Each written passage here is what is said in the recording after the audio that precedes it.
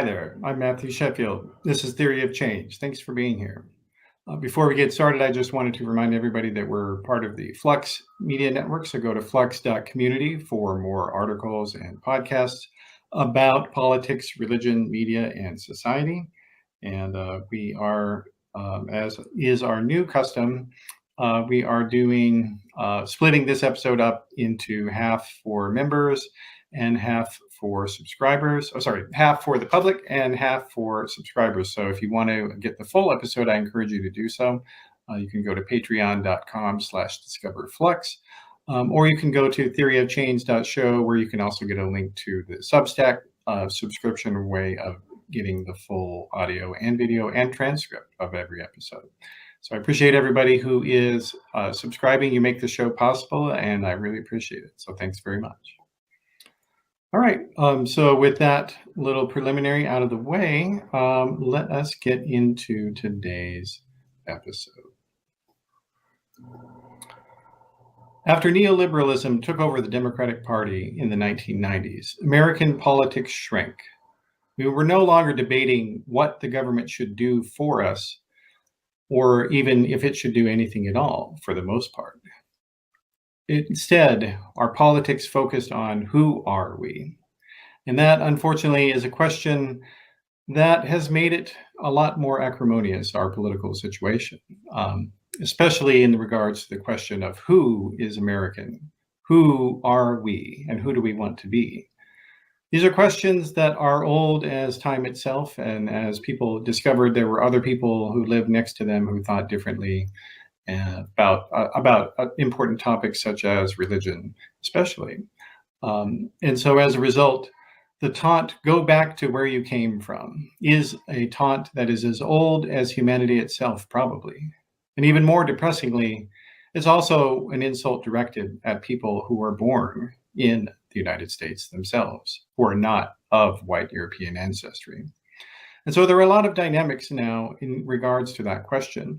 Even as our politics is opening up to people of more races and religions than before, many of these lingering resentments are still around. And so joining me to discuss some of this and how it impacted himself is Wajahat Ali. He is a columnist with the Daily Beast, and he is also, more importantly for this discussion, the author of a book called "Go Back to Where You Came From" and Other Helpful Recommendations on How to Become an American, which is just out in paperback. So I encourage everybody to check that out. Welcome to Theory of Change, Waj. Thank you, Matthew. I appreciate it. All right. Well, so let's just give a little overview. Why don't you give it a little overview about the book and why did you write it? So Go Back to Where You Came From is a love letter to a country that doesn't always love the rest of us back. It's about how you can fight for a country that oftentimes doesn't fight for you. And it's about this country called America, where many of us are, trying to achieve this thing called the American dream, even as we're living the nightmare, right? How do you feel when you're both us and them, a citizen and a perpetual suspect? And I use kind of my own journey as a personal through line for the viewer, just to step into my shoes or the shoes of those who I think they call us BIPOC now, Matthew, which means Black, Indigenous, and people of color, but sounds like, like a sleep apnea machine or like a Terminator sent from the future to kill us. But apparently that's what I'm the POC of BIPOC. But it's like, especially the story of America from the perspective of those, especially Muslims and immigrants, and especially in the last 25 years, right? Ever since the war on terror, like how did we experience this America, and how can we become the country that we sell to the rest of the world? And I hope in the end, the book makes the case or inspires you to keep fighting for that country and to keep stretching it and expanding it so all of our children can be its co-protagonists one day. And hopefully it's funny along the way. Yeah. Well, I think it is. I think one thing that is clear, well, I guess that sometimes people, when they're talking about their book that I've looked at, is that they don't note that you are not actually an immigrant yourself. So talk about that maybe. Have you noticed other people sort of make that Yeah, inference? I was in a, I was Also, when I was first promoting the book on MSNBC, I think the producer gave Mika some wrong information. So right off the start of the interview, I felt bad for her. She's like, "So why did you come to this country?" And I'm like, "Well, I'm from California, but to some, New York is a foreign country. So the first time I came was 11 years ago, and she could tell she was embarrassed. So I didn't want to, it was an honest mistake. But there are folks who think that I wasn't born here, right? And I often get asked, well, when did you come here? And I'm like, from my mother's womb in 1980, the year of Empire Strikes Back. But sometimes it's sometimes the question isn't innocent. When you get told to go back to where you came from, even though you're born and raised in this country, much like if we remember Donald Trump when he was president, he told the squad, those 4 congresswomen of color, go back to your country first and clean it up and then come back. And he really fixated on Ilhan Omar. And then he was, in front of one of his many cult-like gatherings, and they chanted, send her back for 12 seconds. That, hit home for the rest of us, because even though those 4 women are citizens and congresswomen, and 3 of them were born and raised here, Matthew, it still wasn't enough. And that's the takeaway. No matter what you do, your citizenship or your belonging is conditional. It comes with an asterisk. So even if you were born here, and even if, you're a citizen, and even if you did everything right, but if you're not white, you are, quote unquote, a foreigner, an other, and a potential enemy. And I get told almost like every day, in some form or another, unsolicited recommendation, go back to where you came from. And I always ask, like, the Bay Area? I would love to if you could pay for my rent. What do you mean by that? And it's one of those situations where it's an ugly taunt. And last thing I'll say is people forget that it wasn't just used against people of color, right? Irish, who are now considered white, weren't white, told to go back. Italians, Eastern European Jews, and Benjamin Franklin hated the Germans. So it's been like this. It's like herpes. It's been with America forever. This nativism and the xenophobia and this fear. Yeah, and it is a human thing, unfortunately, because you do have that dynamic in pretty much every country directed at people who are, not from the native stock, if you will. And these are they're things that I think people are now finally beginning to start discussing, but it's a discussion that's just really nascent at this point. And now and at the same time, I think, you mentioned, this idea of BIPOC. A lot of people don't really like being lumped in with everybody like that, and so they see that type of designation also as sort of like maybe problematic on the other side of the equation. Is that what you meant by that, or what's your? Well, it's just one of those situations where it's messy, right? Because apparently some people decide, okay, now you're the other, but then other folks who are allies say, no, we're BIPOC, and then a lot of people of color are like, what the F is BIPOC? I don't want to be BIPOC. What is? Am I like? Have I been sent from the future to kill you? It's just it's interesting shifting terminologies and languages that we come up with. But even race is an example of race. People sometimes forget that race itself is a social construct. Even white and black didn't exist until the 18th century, where rich, wealthy, white male landowners wanted to differentiate themselves from black folks, Native Americans, and poor whites. And that's where you see in American history the first actual, differentiation on paper between this thing called white and this thing called black. So it's a way that human beings have always been, in a strange way, tribal, and some groups have tried to assert their superiority, is through othering. I am not that. And in America, white supremacy has been tied to anti-blackness. Like, I am white because I'm not black, and anything that is pro-black is anti-white, right? And so if black people get their rights, that means it's coming at what? My expense. And you saw this play out in 2016, Matthew, when it wasn't economic anxiety, and the rest of us, the BIPOCs, kept trying to tell a lot of our colleagues, like, listen, just trust us on this. It isn't economic anxiety. It's mainly cultural anxiety that is driving Trump voters. And like, no, because we can never use the R word racist, right? We have to go to the Rust Belt and listen to their grievances. And I'm like, trust me, they love him because he's racist. And then all the data has come out in the past 7 years. They're like, okay, yeah. So the main driver, not the only driver, is cultural anxiety. And when they dug through it repeatedly, it's this fear of being replaced and that we can no longer achieve the American dream. It's being taken away from us by women, black people, Muslims, people of color, LGBTQ. And the irony is the rest of us who are on the wrong side of advantage, we're like, I always joke about this. I was like, dude, if you only knew, we're not trying to replace you. We just want an invite to the party. Like, we want to eat this thing called meatloaf. We want to see if you guys wear shoes in your home. No one's trying to replace anyone, or at the very least, just leave us alone. Let us have our own barbecue. But, this is part and parcel of American history. You just see it play out again and again. It's like a reboot. It's like the Scream franchise. Every couple of years, they just add new characters and there's a new villain. And so I think Black has been the perpetual villain, but every once in a while they get replaced. I think right now it's drag queens and transgender, and about 10 years ago was Muslims. Yeah. Well, and actually, let's talk about the Islam aspect of things, because I think that, a lot of the sort of right-wing messaging trends that we see now, they really did kind of develop in the aftermath of 9/11 with respect to,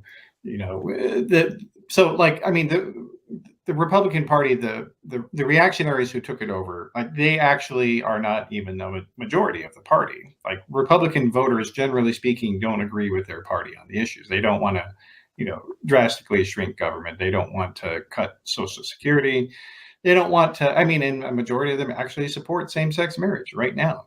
And obviously there are, a few points of agreement, but overwhelmingly the Republican, elite has a very different viewpoint of what government should do and what it should be. And actually, when I was at the Hill, I did polling for them, and we asked people about school prayer, and even Republicans didn't want it mandatory in school. So, there's just a lot of things that they don't agree with their party on. But and in the Cold War, when they were able to use the USSR, Soviet Union, as sort of this opponent, this other, and it was very effective for them to win elections. But after it was over, they needed to have another other. And so for a brief, a few, maybe 10 years or so, you can tell me what you think, but for about 10 years or so, the other became Muslims. And it didn't matter what what the Muslims said or who they are, what their beliefs were. As long as you were Muslim, you were other. And it didn't matter even if you were American, for that matter. I would say 20 years. I would say even now, I'll say why 20 years is because if you look at Donald Trump, right, and you look at 2015, he realized, people forget this, it was actually Ben Carson who was the first one who kicked this off, Matthew, because Ben Carson said, will you have a Muslim in your cabinet member? He goes, only if they renounce Sharia. And then he repeated the BS manufactured talking points that literally came, I did the research on this, where did this come from? Obama is a Muslim. The radical Muslim Brotherhood has taken over America. Sharia is threatening to replace the Constitution, right? These were manufactured fears and boogeymen, much like CRT. It's the exact same playbook. They came out from some right-wing think tanks that are funded by right-wing billionaires, and then they kind of seeded them out through the grassroots groups, mega churches, and then platformed it through local, national, and international media. And it literally, perfect sound bites, word for word, ended up in the mouths of politicians, especially before the 2010 midterm elections and the 2012 elections. So Ben Carson, who was running for president, said, I won't have a Muslim in my cabinet until he renounces Sharia, which is a totalitarian legal threat, that seeks to replace the Constitution. Now, everyone at that point was like, how dare he say that? Guess how the base responded? Huge spike in donations. People came out to, I think, his fundraiser that was in Cincinnati, huge social media engagement. And in November, I believe, of that year, a few weeks later, Donald Trump doubled down on it and said, okay, let me go on steroids and talk about a Muslim ban. And he was rewarded. So what really got Donald Trump just raring with the base was calling Mexicans rapists and criminals, going after the undocumented, and the Muslim ban. And the first thing that he did, if you all remember, with Steve Bannon and Stephen Miller did, the Nazi adjacent members of the GOP, I think, MAGA friendly. I'm being very diplomatic. They tried to bum rush that failed version of the Muslim ban. First thing, I remember when I went to cover a Trump rally. It was a few weeks before the election in Maine, and Rudy Giuliani was the headliner. And after a while, they weren't even talking about policies, Matthew, or a speech. He just started saying, lock her up. And there was huge applause. Then he said, build a wall, huge applause, Muslim ban. And so when you saw it in person, you saw this rage, this anger against women, this anger against Muslims and immigrants. And I think with Ilhan Omar just a couple of weeks ago, right? Kevin McCarthy picked on Ilhan Omar of all people. They keep picking on her, and the question is why?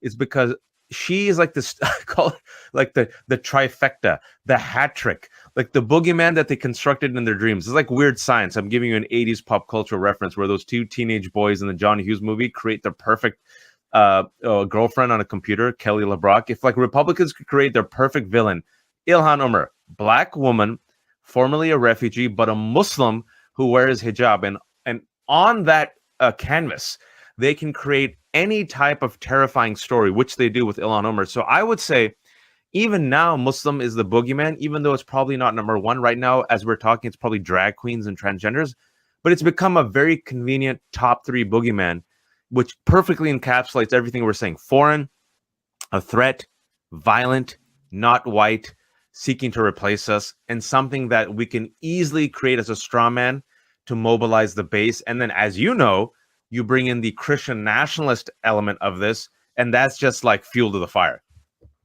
Yeah. Well, and speaking of the Christian nationalist aspect, one of the things that, so when Donald Trump first came on the political scene in the Republican primary in like 2015, the people, there were two groups of people that were his initial supporters, and they were actually self-identified liberal Republicans who remembered him as a New Yorker, who had been a Democrat and didn't like George W. Bush.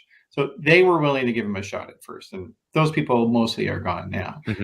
But so they were there in the beginning. But then the other ones who were there were people who identified as evangelical, but did not actually go to church.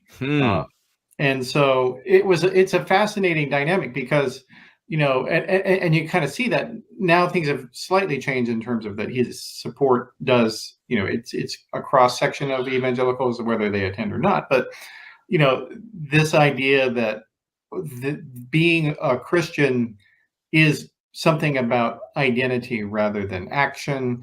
And it's about who you are not rather than who you That's are. exactly it. That's exactly it. It's almost like this desperate defense against modernism, right? And I saw it. I'm a practicing Muslim. You see within my communities also, and I always tell some Muslims, I say, who you all remind me of? And they're like, who?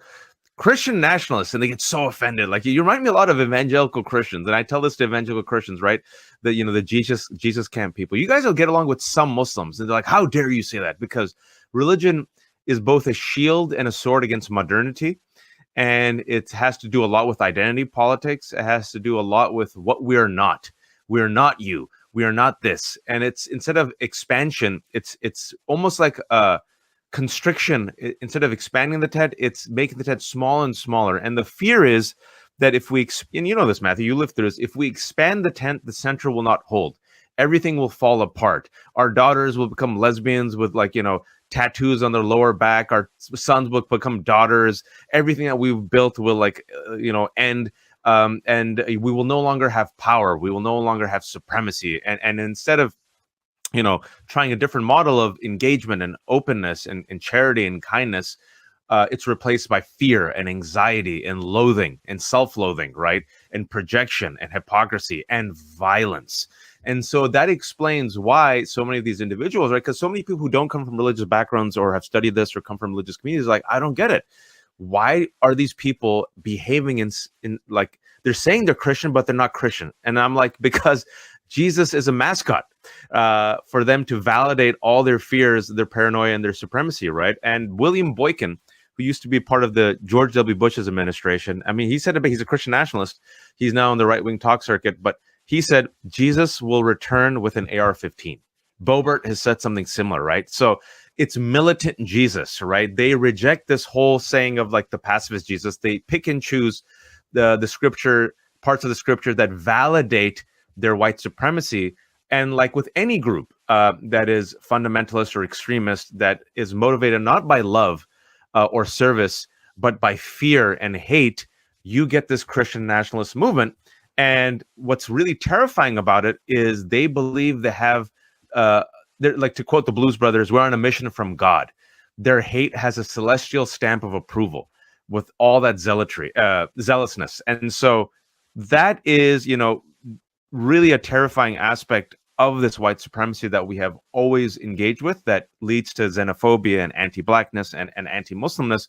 But I know you talk about this, Matthew, but I feel like America still does not talk about the Christian nationalist aspect of white supremacy, especially with what we're dealing now with what you call, the MAGA movement that it's still not the majority of conservatives, but has nonetheless like a virus taken over.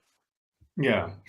Yeah, I think that's true. And with the parallels you were talking about with Islam, I mean, there's that famous meme of the white woman with her gun and her Bible, and then the Muslim woman who was I guess she was a member of Hezbollah, and she had her gun and her Quran, and it was funny because the white woman who was in that meme, people knew who she was, and they were sending that meme to her. She was like, I don't get it. What's the comparison here? And you hear some people say American Taliban, you've heard Al Qaeda, you've heard white ISIS, because if you've studied this and if you've been through this, you know that the DNA is very similar. It's just the superficial, the wardrobe is different, but the DNA is very similar when it comes to violent extremists. Yeah. Well, and of course you see this in other parts of the world as well. I mean, in India, for instance, they've got a Hindu nationalist party that's trying to, that not just trying, but is actively discriminating against anyone who's not Hindu. And then, of course, in a lot of Islamic countries, they actively discriminate against non-Muslims. And, but I guess what's kind of weird, though, is there is some kind of fungibility with regard to American right-wingers and how they view the Islamic world now. So now they basically, through Donald Trump and Jared Kushner, now they've decided that they love Saudi Arabia. They can't get enough of them, and Saudi Arabia hasn't changed one bit since 9/11. And in fact, if they've gotten worse. You could argue in a lot of ways. I mean, they weren't conducting invasions of other countries at that point in time. But look at Russia, man. We're old enough to remember. I joked about this. If Ronald Reagan was to come back to life and find out that his party, praises Putin, he'd probably just put me back in the grave and roll me over, right? It just goes to show you how white supremacy. It's malleable, it shifts, it adapts, evolves. I think Saudi Arabia is a fantastic example because even in the 2015 campaign, people forget that Donald Trump was hitting Hillary Clinton over Saudi Arabia. She made her return her money, and openly said these racist claims against Saudi Arabia. And then when it came to doing the tit for tat transaction, you go ahead and kill a U.S. journalist, Jamal Khashoggi, because you're good for business. And he actually ended up praising Mohammed bin Salman, the brutal crown prince of Saudi Arabia, basically the dictator, disavowed his own CIA and intelligence, disavowed Turkish intelligence, and praised his strength. And then Jared Kushner, and I have to mention this because you mentioned this, and people don't talk about it enough.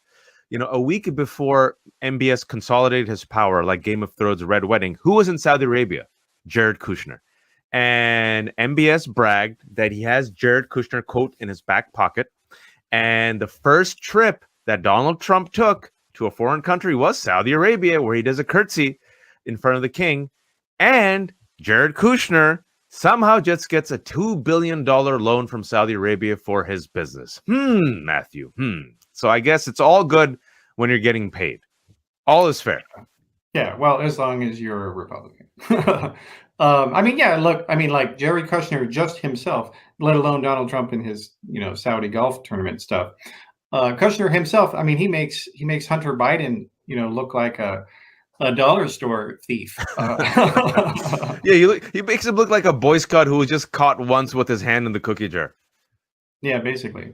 All right. Well, so let's maybe get into the book itself. So it's a memoir, and you're going through some of your experiences. What were some of the experiences that stand out to you that were some of your favorite to recount? So it's like memoir-ish, It's a Yeah. different type of beast. So, and some people are like, I don't understand this book, the way it's structured, and that's deliberate, right? Like it's a memoir, which takes a slight detour to commentary, which takes a slight detour to history, but hopefully it's weaved together in a entertaining enough narrative fashion that you go along for the ride. And overwhelmingly, the response has been excellent, so I'm very pleased with that. But that's the question: is how do you fit a life into 235 pages? Because I wanted to make it nice and tight for readers. What do you choose to highlight? What do you choose to not highlight? And so, some of the things that I focused on were the first part was the origin story. Just so before we get to the heavy stuff, people can step in my shoes. Growing up, a brown-skinned kid in the Bay Area where my parents thought it'd be hilarious not to teach me English. So I only knew 3 phrases of English when they dropped me off at preschool. I learned English at the age of 5 and English as a second language in first grade. I was a fat kid in the 80s, Matthew, when there was no Dove soap commercials about body positivity. There was no Lizzo. If you were a fat kid growing up in the 80s and 90s, you remember that there were only 2 types of kids back in the day, normal kids and fat kids. And every day was World War III. So the trauma of wearing husky pants. I'm left-handed, the only left-handed person in my family, and you learn what that means if you're Asian and left-handed. So basically, it's about that fish out of water and how this fish out of water goes to school, and that's where you learn your place in the American hierarchy. School is oftentimes when I ask people, when I give speeches and presentations, when you ask a lot of folks who are immigrants and people of color, like, when was the first time you got hit with like a racist statement? The age that they come back to me with, Matthew, is 5 and 6. School. That's where you learn. Oh, I'm a sidekick. I'm a villain. I don't belong. My people aren't in the history books. And like, how does that shape you? So in response to that, people like us and people like me especially were desperately looking for heroes because I consumed pop culture and stories. And so that leads me on this journey to create stories with me and my friend. And that kind of leads to this chapter where I talk about exactly what you and I have just discussed is why do so many Americans in the 21st century have this archaic view of Muslims when we also have Muhammad Ali and Ilhan Omar and all these Muslim cab drivers and teachers and educators, but when it comes to Muslims, you don't see me, Matthew, you see Osama and ISIS. So I talk about it, like why America has a relationship thanks to politics, history, and media. And then I focus on how I try to change that. And then the crisis, if you will, the plot twist in the book, which then takes on a different trajectory, is 9/11, which I call this crisis in the timeline, right? There's always a pre-9/11 and a post-9/11. And for me, I was 21 years old, a senior at UC Berkeley, Pakistani Muslim American man, about to graduate, and then 9/11 happens. And ever since that moment, it's the post-9/11 world where I have to defend 1.7 billion people and 1,400 years of Islamic civilization and prove my patriotism and how it feels, right? From overnight being like this suburban Muslim kid who was the good minority to overnight becoming the villain. And the second plot twist, which I talk about more in the book, is a few months after 9/11. I grew up middle class, upper middle class, suburban kid, and then my parents both get arrested.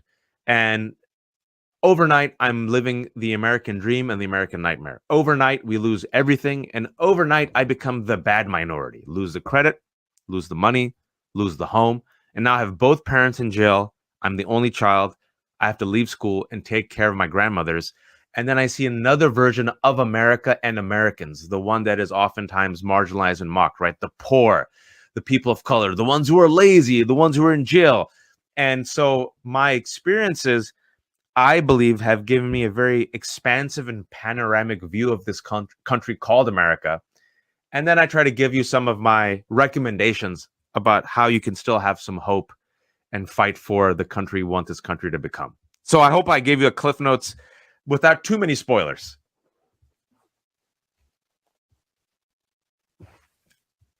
Yeah. Well, one thing that you talk about or aspect of your growing up is like you kind of are realizing when you're going through puberty, talking about putting pictures of beautiful women on the wall, that you're I guess you're kind of navigating between what the sort of Americanized commercial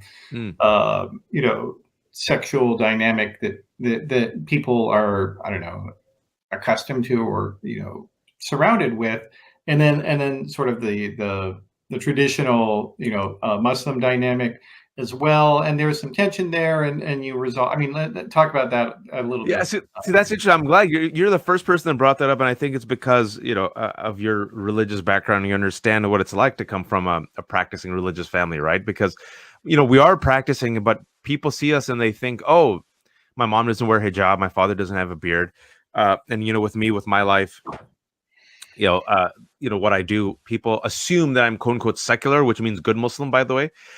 Secular means safe Muslim, neutered Muslim, the Muslim who drinks alcohol.